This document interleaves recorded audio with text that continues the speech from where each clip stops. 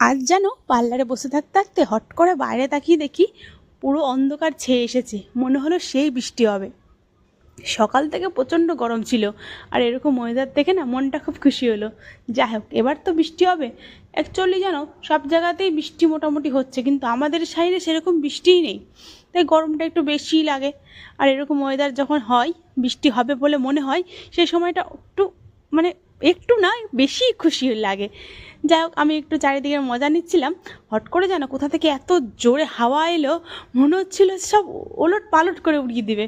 যাই হোক, তাও ভালো লাগছিল, একটা অন্যরকম মজা লাগছিল যে এরকম চারিদিকটা পুরো অন্ধকার অন্ধকার ছেয়ে গেছে, আর এত জোরে জোরে হাওয়া। আমরা খুব মজা করছিলাম সেই সময়টা।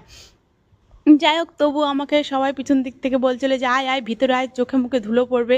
আমি তাও যাই না, বলছি না আমি যাবো না, আমি একটু এখানেই থাকবো, তোমরা যাও ভিতরে। যাই হোক, ওরা তারপরে ওরা নিজেরাই আবার কিছুক্ষণ পর বাইরে এসেছিলো, দেখো আমাকে এরকম করে পোজ দিচ্ছে। আমরা সেই মুহূর্তটা সত্যি খুব মজা করছিলাম, খুব ভালো লাগছিলো। চারিদিকে এত জোরে জোরে হাওয়া হচ্ছিলো না, মনে হচ্ছিলো ওখানে কোথায় যেন চলে এসেছি। যাই হোক, তারপরে কিছুক্ষণ পর যেন ঝমঝমিয়ে বৃষ্টি চলে আসলো। তবুও যেন বৃষ্টিটা সেরকম হয়নি। অ্যাকচুয়ালি খুব জোরে হাওয়া হচ্ছিলো, তো হাওয়ার জন্য বৃষ্টি মেঘটা কেটে গেল। তাও একটু ঠান্ডা হয়েছিল ওয়েদারটা, একটু অল্প হলেও ভালো লেগেছিলো।